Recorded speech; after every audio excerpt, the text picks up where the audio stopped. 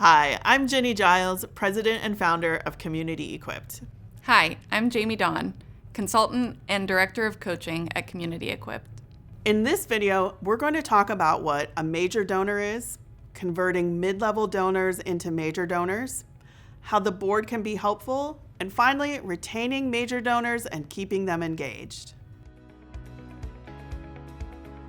So let's talk about what a major donor actually is. A major donor is not a magical unicorn that arrives out of thin air with a bottomless checkbook to save your organization.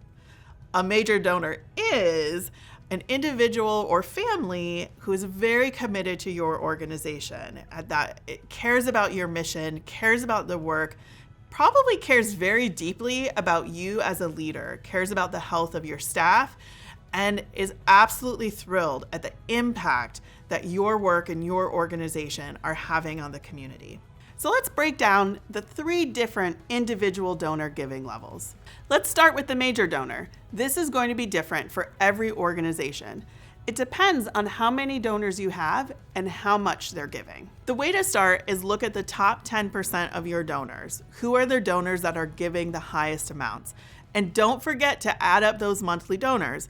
A donor that's giving $100 or $200 a month is going to add up to potentially be in that major donor level. This is going to be different for every organization. An older, more established organization that is larger is probably going to have some major donors giving higher dollar amounts. An organization that is smaller, that is younger, who you would consider your major donors, is probably a little bit lower in the dollar amounts. That's fine. So the next level of donors are your mid-range donors. This represents approximately 20 to 30% of your donor pool. And the range of their gift size might be quite large. So it might be anywhere from $500 a year up to $10,000 a year. That's a pretty significant difference. But this is a really special pool of donors that we're going to talk about a little bit later on how to get them to move up to that major donor range. And then the third area of donors that you have are what I think of as the introductory donors. A lot of times, these are folks who might give $10, $15, $20 a month, or even $10, $15, $20 a year.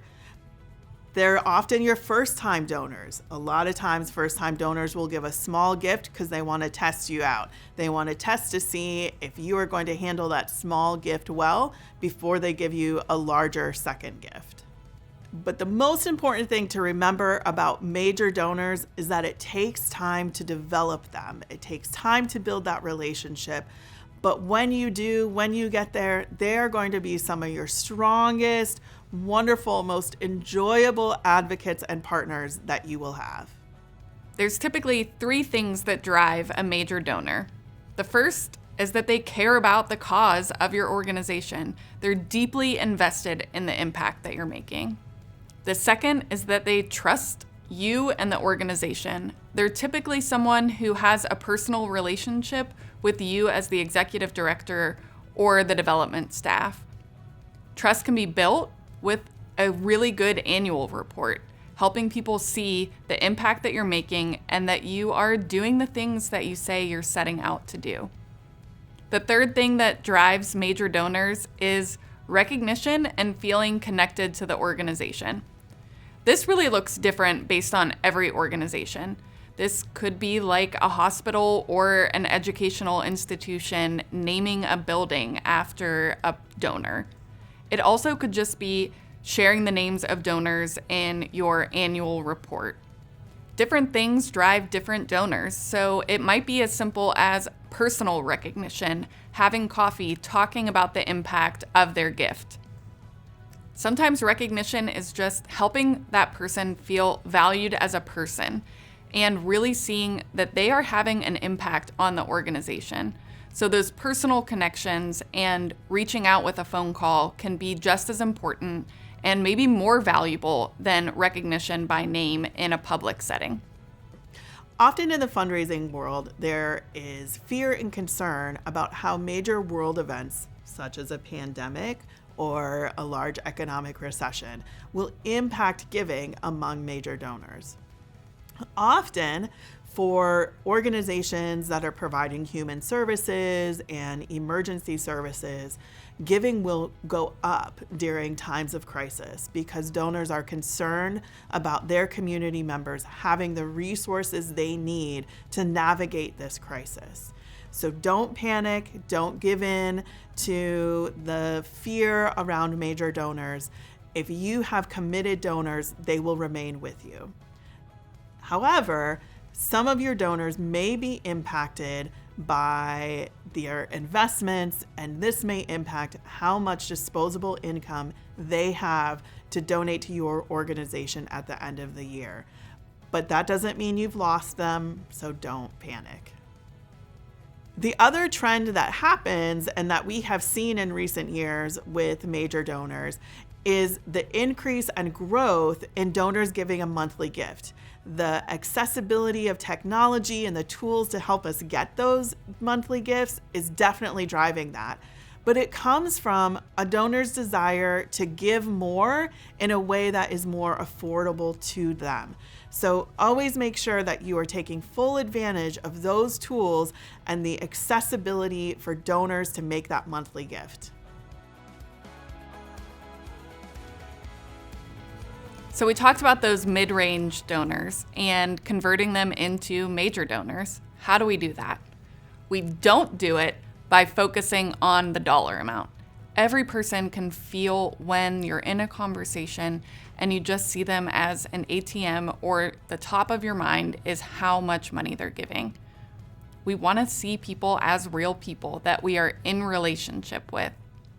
A great goal is to have 2 or more meetings with donors per month to build those relationships.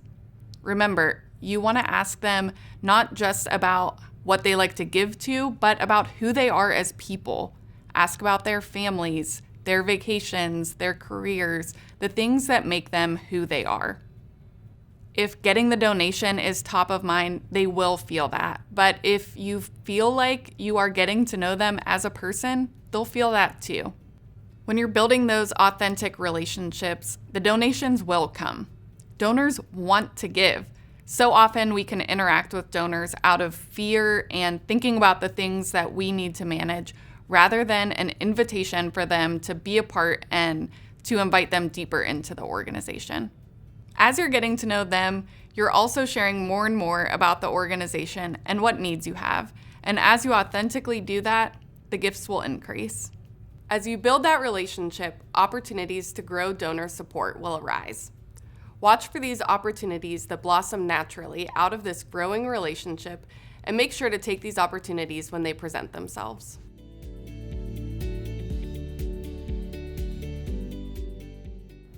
Your board is a great test group for major donors. Since everyone on the board is giving to the organization as a major priority, that means that some of those gifts will be in the top 10% of your organization's gifts.